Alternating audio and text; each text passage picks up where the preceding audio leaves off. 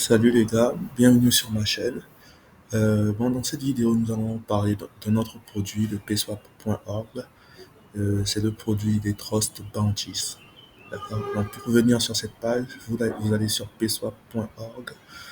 Vous pouvez taper sur Google aussi. Vous tapez pswap sur Google. Et vous avez en gros la deuxième page ici, pswap. D'accord. Et vous allez sur pswap.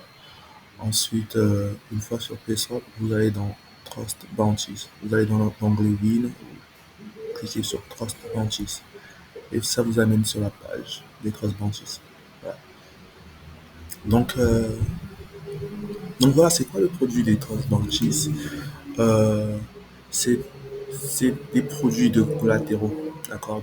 Bon, disons que vous voulez prouver à des gens, vous voulez faire un prêt, vous voulez emprunter de l'argent. D'accord. Euh, Vous pouvez mettre de l'argent dans un contrat, bloquer de l'argent dans un contrat pendant une période de temps, d'accord, euh, comme un collatéral en gros, d'accord. On peut imaginer, disons que je veux peut-être que je suis un marchand, d'accord. Donc le problème avec les marchands, un gros problème que les marchands ont sur les places de marché, c'est d'arriver à prouver qu'ils sont dignes de confiance, d'accord. Donc je suis un nouveau marchand sur la place de marché de PSwap ou sur Amazon ou je sais pas, d'accord. Et je vais prouver à mes clients que des produits que je liste sont de bonne qualité et que je ne suis pas un scammer et que je suis pas malhonnête en gros, d'accord. Donc ce que je vais faire, c'est que je vais venir sur le produit, sur la page des transbantises de PSwap, d'accord, et je vais cliquer sur ce bouton pour créer un transbanti, d'accord. Euh, donc, vous pouvez, encore une fois, comme pour tous les autres produits de PSwap, vous pouvez aller sur les trois points ici, vous descendez sur l'onglet Docs, et ça vous ouvre la documentation. Vous allez dans Produits, et vous cherchez Trust Bounties, d'accord. Et c'est ici, d'accord. Et là, vous avez toutes les pages qui vous expliquent exactement en détail comment les Trust Bounties fonctionnent et tout ça. Donc, c'est en anglais, et si vous voulez, si vous comprenez pas anglais, vous pouvez poser toutes les questions que vous voulez, d'accord. Vous cliquez sur la barre de recherche ici, vous pouvez poser la question à un IA, intelligence artificielle. Vous pouvez poser vos questions en français.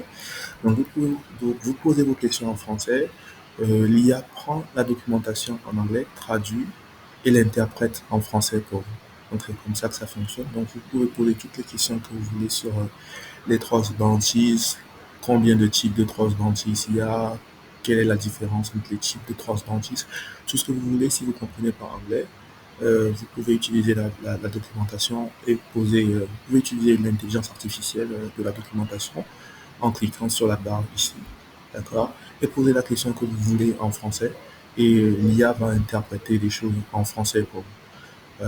Ça c'est en attendant que PSWAP fasse une version francophone de leur documentation. Ils n'ont pas encore pour le moment. Donc voilà, on retourne sur la page de Transbantis, d'accord. Donc on reprend notre scénario du marchand, nouveau marchand qui veut prouver qu'il est digne de confiance. Donc il vient ici, il crée un trust bounty en suivant la documentation de PSWAP. Il crée son trust bounty et il va mettre plein d'argent à l'intérieur. Donc il peut mettre, je sais pas, 10 000 $ à l'intérieur de son trust bounty, d'accord, et le bloquer pendant peut-être un an, par exemple, d'accord. Et sur son produit, sur ses produits, il va mettre le lien vers son trust bounty pour que les clients puissent voir qu'il a bloqué de l'argent dans un trust bounty. D'accord, il a 10 000 $ dans un trust bounty. Donc, si moi je suis un client et que je vais payer un produit qui vaut 10 $ chez un marchand qui a un trust bounty où il a bloqué 10 000 $ qui est débloquable seulement après un an, d'accord, je vais être plus soulagé, je vais être plus en confiance et je vais payer le produit plus facilement parce que je sais que si je paye le produit et qu'il ne me livre pas, je vais pouvoir attaquer son trust bounty, d'accord, et ça va soumettre le litige euh, sur la page, ça va soumettre le litige ici, d'accord, sur ce qu'on appelle le Trust Bounty Vota. Donc le Trust Bounty Vota, si vous avez vu ma précédente vidéo sur les stake market, c'est exactement la même chose, c'est comme le stake market Vota, d'accord.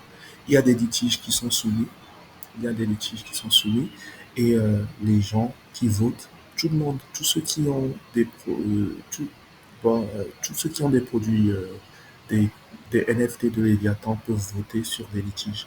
Donc, bon, vous pouvez lire la documentation de PSWAP pour comprendre le fonctionnement des Léviathans et tout.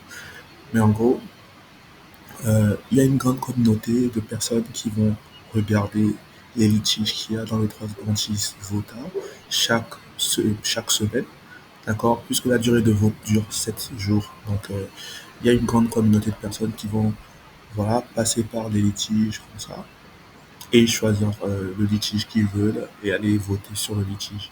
Donc, la raison pour laquelle j'ai confiance et je paye le produit du marchand qui a 10 000 $ en Trust Bounty, c'est parce que je sais que si jamais il me livre pas le bon produit, d'accord, ou il me livre un produit défectueux, je vais pouvoir venir là, soumettre un litige et la communauté, avec des preuves bien entendu, et la communauté de votants va voter pour moi et je vais pouvoir récupérer mes 10 $ de son transventif. Peut-être même je peux dire, ok, pour les dédommagements et tout ça, je veux plus de 10 $, je veux 20 $ maintenant.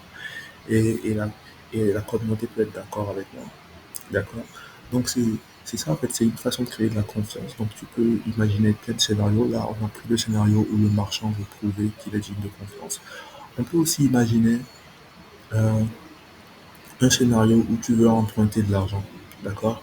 Donc il y a des transmentis, euh, des NFT transmentis. D'accord. L'exemple qu'on vient de donner où le marchand a bloqué 10 000 $ dans son transmenti, ça c'est plus des exemples de fungible token de FT transmentis. D'accord. Donc il y a aussi des NFT transmentis, des non-fungible tokens transmentis. Là, c'est des NFT que tu bloques. Au lieu de bloquer de l'argent, au lieu de bloquer des tokens dans un transmenti, tu bloques des NFT. D'accord. Donc on peut imaginer tu as peut-être un NFT de Bored Ape Yacht Club, d'accord, que tu prends et que tu bloques dans le Translanti pour 1 an, d'accord. Et si, disons que le NFT vaut 100 000 $, d'accord, donc tu peux bloquer ça euh, dans le Translanti et utiliser ce Translanti comme collatéral pour faire plein de prêts, d'accord. Donc tu as bloqué le NFT de Translanti dans le collatéral pour 1 an. Donc tu peux montrer ça, tu soumets ça euh, à des gens qui sont à des bailleurs de fonds. Tu leur dis voilà, bon, là j'ai mon NFT d'accord, euh, de Ape Club et qui est bloqué dans le collatéral, dans le trust bounty pendant 1 an, et je veux emprunter 10 000 $ et que je vais rembourser avant la fin des 1 an où mon NFT de Bored Ape Club devient débloquable. D'accord. Et là, les gens, le bailleur de fonds va vérifier que tout ça est bien, que le Bored Ape Club est bien bloqué pour 1 an et que ce sera débloquable bien après l'expiration de ton prêt. Et s'il est d'accord, il te fait le prêt. Et si jamais il y a un problème et que tu ne rembourses pas, il peut toujours venir là, créer un litige pour, qui va être soumis à la communauté de votants. Et les votants peuvent, en gros, voilà, voter pour dire si voter contre ou pour le litige, contre ou pour le bailleur de fonds. D'accord. Et s'ils votent pour le bailleur de fonds, alors là, bah, le NFT de Bored Ape Club va être débloqué pour toi, pour le bailleur de fonds, bien sûr. Et donc là, toi, tu perds ton NFT. S'il vote contre lui, alors ça va pas être débloquable. D'accord. Ça va rester bloqué pendant la période de blocage. Voilà. Donc c'est comme ça que ça fonctionne. Et pour le timeline de toute la procédure, c'est exactement comme avec le stake market voter. Donc quand tu soumets le litige, la période de vote dure 7 jours, d'accord? Et après les 7 jours, on attend une autre période de 7 jours pour laisser le temps au perdant du vote de faire appel.